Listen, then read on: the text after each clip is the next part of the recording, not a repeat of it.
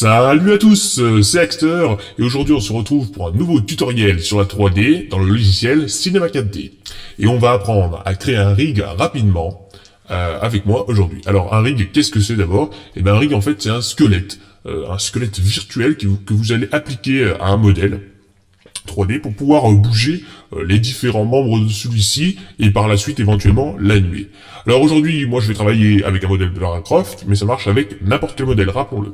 Alors en fait c'est simple, quand vous sélectionnez par exemple un objet polygonal, bah vous voyez, vous allez pouvoir bouger comme ça, mais vous n'allez pas pouvoir bouger le bras, le coude indépendamment, et là bah c'est ce qu'on va faire. Alors, pourquoi rapidement, et pas tout simplement créer un rig? Parce qu'en fait, depuis la version R13 de Cinema 4D et les suivantes, un nouveau module a été rajouté qui se nomme le module personnage, qui en fait facilite cet accès au rigging aux débutants et à n'importe qui va nous permettre de mettre en place rapidement un rig avec des codes couleurs et fonctionnel. Parce qu'avant, c'était un peu plus long, quoi. Et puis on peut toujours refaire l'ancienne technique, mais bon, là, ce n'est pas l'objectif du tuto. Donc, on va commencer tout de suite. Alors, avant de... en fait, le module externe se trouve dans le personnage, hein. Donc il a cette icône, je ne sais pas si vous connaissez. Mais une petite astuce qui consiste à afficher l'aide en français sur n'importe quel onglet de Cinema 4D, c'est d'appuyer simultanément sur les touches CTRL plus F1.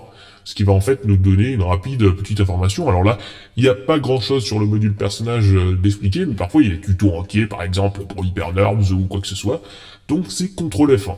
Donc c'est plutôt sympa parce qu'il n'y a pas des tutos vidéo sur tout, hein. Malheureusement. Alors on va commencer tout de suite. Donc on ajoute notre module personnage à notre scène qui se comporte comme ça. Alors on va pas mettre notre objet polygonal en enfant, hein. Pour l'instant on n'a pas besoin. Mais ce qu'on va faire avant, c'est une petite astuce, c'est qu'on va matcher, si vous voulez, on va ajuster le rig à chaque fois on va fonctionner par étapes et on va ajouter des composants à notre modèle 3D. Et donc, il faut qu'il soit d'une taille définie. On va pas le laisser régler automatiquement la taille parce que sinon ça va faire des petits défauts. Donc on va aller sur votre personnage et vous allez copier la taille en Y en faisant CTRL-C ou pomme C. Et en fait, ça va... l'Y, c'est l'axe vert, vous voyez, c'est l'axe montant, donc c'est la taille, c'est la hauteur, quoi, qui nous intéresse, pour tout simplement aller le copier dans l'onglet personnage. Donc vous sélectionnez personnage, vous allez dans base, et vous sélectionnez un type de personnage. Alors Cinema 4D nous met à notre disposition plusieurs types de rigs, enfin pré-riggés, vous voyez ce que je veux dire, donc notamment des tentaculaires, des aliens et tout, mais on verra ça dans de prochains tutos peut-être. Et là, ce qui va nous intéresser, c'est plus un bipède. En tout cas, Lara Croft ressemble plus à un bipède qu'à un alien. Désolé. Alors, on sélectionne bipède, et on décoche justement la taille auto. Et on va copier la taille en centimètres ici, et vous faites entrer. Pour l'instant, rien n'apparaît, c'est normal. Alors, une petite chose, pour que cette astuce marche, il faut bien sûr que votre modèle 3D soit au centre du monde. Et il doit être matché par rapport à la grille, vous voyez. Il faut qu'il corresponde à la grille. Là, vous le verrez mieux dans cette vue-là. Voilà, donc parce que tout à l'heure j'ai fait ça et ça n'a pas marché. Je me suis posé la question pourquoi. Aussi pour ceux qui se demandent pourquoi il y a des trucs gris dégueulasses ici, en fait c'est l'alpha, la mauvaise gestion. Mais quand on fait un petit rendu, hein, tout va bien, hein. Ne vous inquiétez pas. Voilà, ça n'a rien à voir, mais bon. On continue notre tuto, donc on va dans l'onglet personnage, et on va aller maintenant dans objet. C'est là que tout va se faire. Donc on va au fil du tutoriel visiter ces onglets, mais on va commencer par construire. Alors le modèle là est pas sélectionné avant cette bipède parce que j'ai déjà fait, donc voilà, c'est avant cette bipède parce que c'est quand même un humain, hein, c'est pas un petit bonhomme de cartoon bipède ou autre que vous avez déjà eu la liste. Donc sur un modèle d'avancée bipède, et on va tout de suite commencer en cliquant sur route. En fait là, on va ajouter des composants au fil de nos clics, et route, rappelons-le, veut dire racine, ça a été laissé en anglais, voilà, je ne sais pas pourquoi.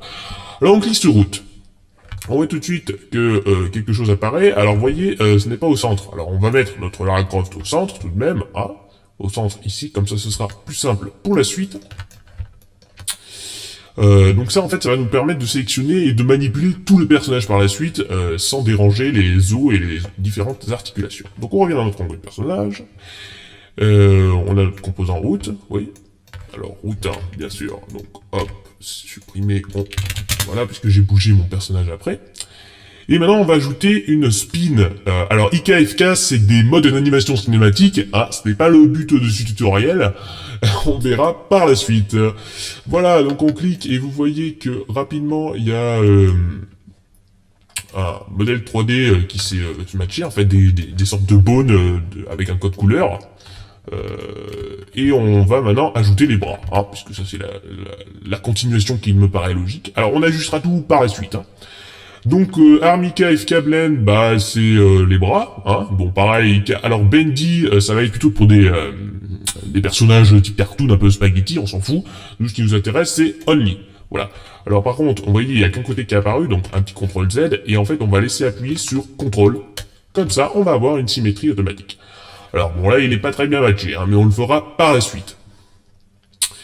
Et on va faire pareil, on revient sur notre spin, et on refait pareil pour les legs. Alors, only, hop, donc voilà nos pieds. Oui, c'est ça. Après, on revient, on sélectionne ces deux bras pour ajouter des mains. Et on fait CTRL SHIFT, on laisse appuyer, en cliquant sur Hand. Voilà, donc là, on a deux hands, et en fait, on reste, vous voyez, on ouvre la hiérarchie. Et ensuite, sur ces deux hands, hop, on les sélectionne, et on va rajouter un digit thumb, qui est en fait le pouce. Pareil, CTRL SHIFT. Voilà, alors là, il nous a sélectionné deux, parce qu'il fallait juste appuyer sur CTRL. Alors, on désactive le 1, là, hop. Voilà, on a nos... on revient sur les mains, car en effet, on n'a pas qu'un seul pouce. Et on appuie sur CTRL et Digit Finger, donc on a un doigt. On revient sur nos mains. Donc à chaque fois, vous cliquez, vous laissez appuyer sur CTRL, hein, pas Maj, hein, parce que sinon ça va sélectionner toute l'arborescence. Digit Finger pour un deuxième doigt, 3 et 4. Voilà, nous avons 5 doigts, c'est extraordinaire. Donc maintenant, on va passer à la partie du tutoriel où en fait on va ajuster le rig, parce que là ça va pas du tout quoi. On va maintenant donc ajuster le rig à notre modèle. Donc on va tout de suite aller dans Personnage, Ajuster. Donc vous voyez, on va au composant suivant. Et donc on laisse en mode composant, puisqu'on verra après les contrôleurs. Donc en fait les composants sont les parties du rig indépendantes qu'on va pouvoir animer par la suite à un. Et après utiliser des contrôleurs pour aller plus vite en fait et pour faciliter le travail. Donc maintenant on va ajuster tous ces beaux points et tous ces ronds donc, qui représentent donc des contrôleurs, des composants comme vous voulez. Et on va les ajuster, sur notre modèle. Alors, on va pouvoir commencer tout de suite, par exemple avec la vue de droite. Hein. Alors bien sûr, ça dépend de votre personnage, donc là, il va pas falloir suivre mes clics au millimètre près, mais voilà, vous avez compris. Alors bien sûr, on laisse symétrie, hein, c'est une évidence. Donc maintenant, vous savez pourquoi les persos ont cette posture débile quand vos jeux bug ou quand vous voyez des modèles 3D à la télé. Bah tout simplement pour qu'il y ait un rig et l'ajuster, puisque notre perso là est parfaitement symétrique, contrairement à la réalité, puisqu'on n'est jamais totalement symétrique. Hein. Je dis pas non plus qu'on a un bras de 3 mètres et l'autre de 2, hein. Vous avez compris ce que je voulais dire. Bah on va tout de suite commencer. Alors tout est en anglais, donc on va faire un joli cours, j'espère que vous avez bien révisé. Alors on va commencer avec le Hips Controller, et on va utiliser l'outil déplacement pour déplacer. Excusez-moi, cette blague pourrie. Donc on va bouger le bassin, et le mettre au niveau du bassin. Donc on peut utiliser cet outil, de toute façon on est en mode 2D, donc on s'en fiche. Hop, on le place tout de suite environ au niveau du bassin, c'est pas besoin d'être parfait au millimètre près, hein. De toute façon après on fait des ajustements, on peut toujours revenir si le rig nous plaît pas. On va avoir le chest controller, qui est la poitrine, donc c'est là, hein, c'est pas du tout là où c'était. Donc je sais pas pourquoi ça a bugué de cette façon. Après on va faire le cou, donc le cou c'est neck. Ah, voilà, on va le passer à peu près là. On va bouger un peu comme ça. Pour le prolongement, donc là, hein, après c'est pas passionnant cette partie du tuto. Hein. La tête, donc un peu juste au-dessus du cou. Alors, vous voyez, il y a même une mâchoire, donc c'est vraiment classe, qu'on pourra animer par la suite, hein, mais là, ça va pas être le but du truc dans l'immédiat. Alors, attendez, on va bouger un peu notre machin, là, pour que ça soit à peu près matché. Voilà, bon, après, c'est une affaire... Mais bon, on pourra animer la bouche, bien sûr. Dans un autre tuto, head type, ça c'est pas trop... Enfin, voilà, on va le mettre là, hein. Head type, le haut de la tête, quoi. Écoutez, on va faire les jambes maintenant qu'on a à peu près lié ça. Donc on va se mettre en vue là. avant. Voilà, donc vous voyez, vous sélectionnez un truc, grâce à la symétrie, c'est magique. Ça se match automatiquement, donc on va le mettre à peu près au niveau du bassin. Ça c'est le pelvis, donc ça c'est bon, c'est l'ellipse contrôleur. Les genoux, knie, hop, c'est par ici qu'on les met. Donc après, il faudra faire des ajustements dans les différentes vues, parce que bien sûr, tout ne correspond pas. L'ancle, alors ça, on va passer... alors, l'ancle, la cheville, hop, voilà, vous alternez les vues, donc on va se mettre là, hop. Donc là, on est bien sur l'angle, parce que là, il y a plein de contrôleurs super intéressants. Magouteur, on va mettre ça là. Attendez, on va d'abord bouger ça. Le pied. Ça par là. Ça, c'est le contrôle de rotation du talon. Bon, alors là, il faut faire attention, parce qu'en fait, c'est une botte. Donc, hop, on met un peu là. Mais bon, on va mettre quand même là, puisque je pense que sinon, ça va faire une animation un peu dégueulasse. Alors attendez que je vérifie. Talon derrière, c'est bon. Voilà, donc troisième, on va par le milieu, hop. Talon juste là, et ça doit être le contrôleur du pied qu'on va s'approcher. Donc pas besoin de faire de l'autre côté, c'est ça qui est magique. Et alors là, on va rapprocher un peu hauteur la limite du pied, vous voyez. Alors faut pas non plus que ça corresponde, parce qu'en fait nos jambes là sont assez proches. Mais ça a l'air bon. Voilà, donc on vérifie l'alignement parce qu'on était en vue, donc ça a l'air pas mal. Hein. Là, on rapproche un tout petit peu, mais sinon ça a l'air bien calé. Ça a l'air bien calé sur le genou. Maintenant, on va faire les bras. Alors les bras. Attendez, on va rester dans cette vue. Il y a plein de contrôleurs. Alors attention de ne pas sélectionner les jambes. Donc on est bien sur arme. Hop, on se met là. Attendez, j'ai dû me tromper. Voilà. Alors, vous voyez, je sélectionne en fait les pieds, donc c'est le petit piège à pas tomber dedans. Shoulder, épaule. On voit si en 3D ça fait toujours ça, enfin en perspective. Hop, on va se placer sur l'épaule, ici on ramène. Donc voilà, hein, plus si vous voulez l'alignement sera précis, plus par la suite, bah vous aurez un rig efficace, tout simplement. Elbow, ça veut dire le coude. Moi, vous serez incollable si on vous pose une interro sur l'anatomie. En anglais. Voilà. Hop, c'est l'avantage de tous ces logiciels. Hop, on se met ici. Alors, il y a un deuxième truc, il me semble. Ouais, ici.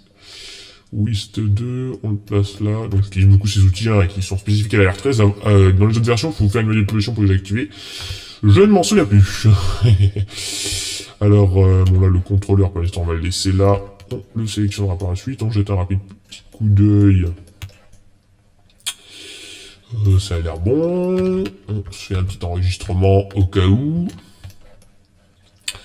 Et alors maintenant, là, alors, attendez, là par contre, on va rehausser un peu tout ça.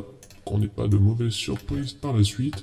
Et maintenant, il va falloir faire coller tous ses doigts. Parce que si on a un personnage à 2 doigts comme Yoda, c'est-à-dire à 3, pardon, pour Yoda, quel inculte, vous me direz. Ça serait rapide, mais là, ça va pas trop être le cas. Donc on va commencer par... comment on va faire ça? Bon, on va commencer par celui-là, hein. Il faut bien commencer par un. Donc là, en fait, tout ça en symétrie, en simultané de l'autre côté. Hein. Donc, je vous conseille, à part si vous avez un modèle pas symétrique, et là, pauvre de vous, j'ai envie de dire. Bon, alors en fait, ce qu'on va faire, c'est, on va directement pousser tout ça, hein, hop, comme ça, on a notre petit doigt ici. Donc, je vais vous le faire pour un, et après, je passerai en accéléré la vidéo, hein, parce que j'imagine que ça va vous saouler. Vous avez compris le principe, après, hein. Voilà, donc on va sélectionner ici, on passe là. Bon, alors attendez, on va pas faire ça, on va partir en fait de ça comme ça, parce que sinon il va nous faire toute une histoire. Bon, en fait, on se place sur les articulations, tout simplement. Alors, hop. On se place ici. On se place. Donc, je sais pas si vous avez vu la vidéo de mon speeder pour Furax, il a fallu matcher tous les points. C'était la fête au village. C'était la fête au village, comme on dit.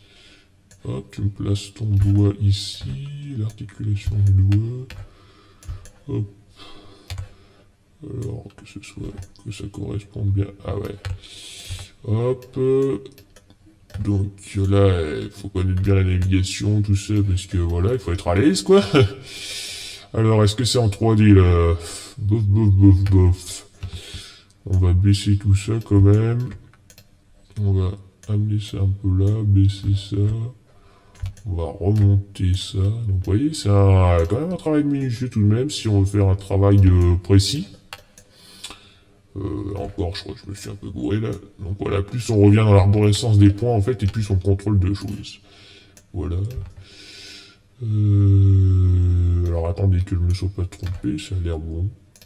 Figure, palme, base. Là on va juste bouger tout ça. Non mais je pense que c'est bon, ouais. Comme ça a l'air bon.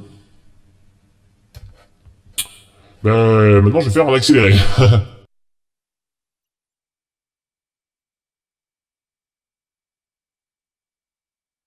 Heureusement qu'il y avait écrit rapidement dans le titre, parce que ça fait une demi-heure que je suis en train d'essayer d'aligner ces foutus contrôleurs sur ces foutus doigts. Je sens que je vais rage quitte.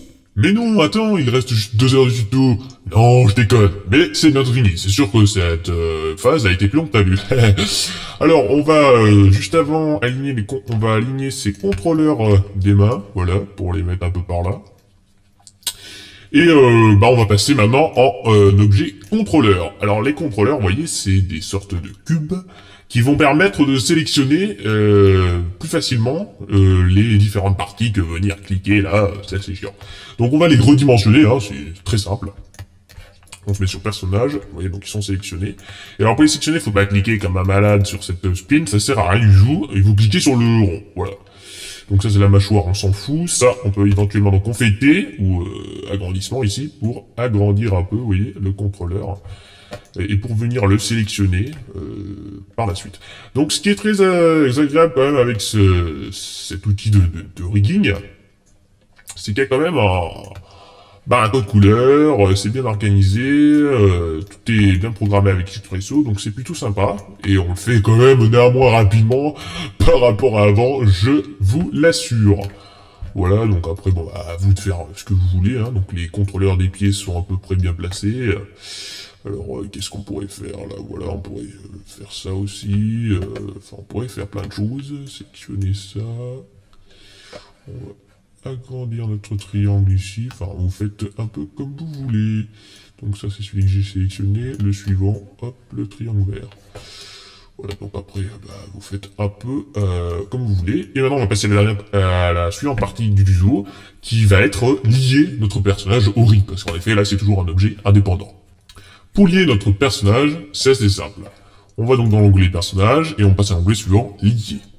Et puis on va tout simplement déplacer le modèle 3D qu'on veut dans l'objet.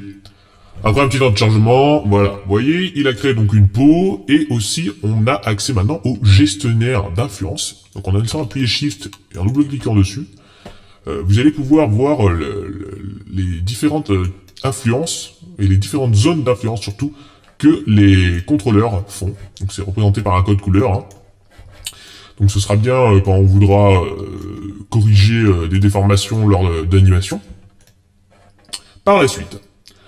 Alors on revient dans personnage, en onglet animé, et on va pouvoir maintenant voir dans contrôle, qu'en sélectionnant justement dans contrôleur, par exemple le bras, alors on va contrôler par exemple, là bon on va essayer sur un doigt, alors vous voyez c'est les petits ronds, hein, donc c'est ça l'avantage d'agrandir le contrôleur, d'ailleurs on n'a pas agrandi les ronds des doigts, mais ce sera à faire. Et vous voyez donc on va pouvoir maintenant, tout simplement avec une petite interface utilisateur, commencer à nous amuser avec notre rig. Ha ha ha, je bouge mon doigt. Vous voyez, donc ça marche plutôt bien, hein. Alors ça marche pas pour tout, hein, mais bon, voilà, il y a différents types de choses que vous pouvez faire, comme ça. Donc voilà, après on peut, j'imagine, alors vous venez, c'est grâce à ça que les contrôleurs ont été ajoutés, mais bon, c'est pas toujours simple de les sélectionner non plus, hein. Voilà, donc ça sert à bouger le bras, bon là c'est un peu moche, je vous l'avoue. Voilà, donc là on peut pas toujours bouger, vous voyez, on peut pas toujours bouger, mais par contre on peut faire des rotations, vous voyez. Enfin voilà, on peut tout faire, on peut sélectionner le contrôleur du pied, donc là on peut uniquement bouger. Attendez, c'est pas celui-là. Voilà, bon là c'est en l'occurrence la cheville, si je pouvais contrôler la base. Voilà, on se place en E. Ok. Donc on a, vous pouvez, donc c'est quand même un rig assez avancé, hein, donc vous avez des perspectives, voilà, vous voyez, d'animation plus rapidement. Donc les déformations qu'on observe, on peut par la suite les réduire avec le gestionnaire d'influence, justement, il sert à ça. On va revenir dans objet, et on va rapidement créer une marge pour décoller surtout, donc là c'est pas le but donc du tutoriel non plus. Et donc ça va nous créer le mouvement C, le célèbre mouvement C qui est en dessous donc des personnages, qui est un mouvement infini en gros comme des cycles de marche, qui sont vachement longs à mettre en place, et que là rapidement, même si ça va être assez moche je vous l'avoue, on a un cycle de marche. Bon là c'est un peu spécial, hein, vous le verrez avec les cheveux pareil, tout ça c'est d'autres notions. Mais on a un cycle de marche défini sur votre timeline, qu'on peut aussi personnaliser, bien sûr, vous voyez, par le biais de graphiques et de spline qu'on peut modifier. Là, pareil, donc si vous voyez qu'il y a des déformations, éventuellement au niveau du maillage, vous double-cliquez en appuyant sur Shift, et on va avoir interactivement, alors là, vu que je filme en même temps, c'est assez lent, c'est devenu assez lent le nombre de frames, interactivement, les zones d'influence, c'est par exemple corriger s'il y a trop de... Bon, alors là, en l'occurrence... Vous voyez, donc par exemple là, c'est le contrôleur de la jambe gauche, déborde un peu sur la jambe droite. Donc comment on fait? On va dans personnage, outils d'influence, on passe à 100%, c'est une sorte de pinceau, et on laisse contrôle appuyé. Alors attendez, outils d'influence, on laisse contrôle appuyé, et hop, on sélectionne pour faire un peu baisser. Mais bon, c'est pas toujours nécessaire, donc voilà, là on voit, c'est beau, c'est arc-en-ciel. Donc voilà, on peut, par le biais du gestionnaire d'influence, modifier quelques trucs. Donc alors là, j'aimerais bien retrouver la raccord normale, voilà. Et là, on va rapidement s'amuser. Donc là, on est en mode statique, on peut faire sur une ligne. Donc voilà, en fonction de l'avancement sur les frames, notre Lara va suivre une ligne. On va maintenant faire un peu d'interaction. Donc là, c'est la partie sympa. Non, on va pas mettre cette même chose. Un outil terrain qu'on va agrandir, que c'est beau. Alors par contre, oui, je crée une marche. Je reviens, je sais pas pourquoi ça s'est supprimé, j'ai dû le supprimer accidentellement. Voilà, et on va bouger notre terrain. Alors attendez, on va hop. Voilà, donc rapidement, vous voyez, on peut faire un petit truc sympathique. On vient dans notre mouvement C, dans route, on sélectionne ici la surface, voilà. On bouge, donc maintenant elle va suivre la surface. On voit que les bottes s'enfoncent un peu. Alors là, elle est en train de monter en mode... attendez, on va mettre plus de frames parce que sinon elle va jamais arriver au bout. En mode danseuse. Alors attendez, on va dans le mouvement C, on va faire un petit décalage vers le haut. Enfin voilà. Vous voyez, de façon dynamique, donc ça nous évite quand même pas mal de temps. Alors on va bouger ce terrain là. Ouh, c'est magique, c'est interactif. Mais bon, bien sûr, il faudra faire des réglages par la suite, mais bon, là, c'est pas le but du tuto, c'était de faire un rig, voilà, et puis vous donner quelques notions d'interactivité. Voilà, j'espère que ce tuto en ma compagnie vous aura plu, et que vous attendrez avec envie les prochains, puisqu'il y en aura d'autres. Je sais pas encore sur quoi, mais il y en aura d'autres, croyez-moi. Salut à tous, c'était Axter.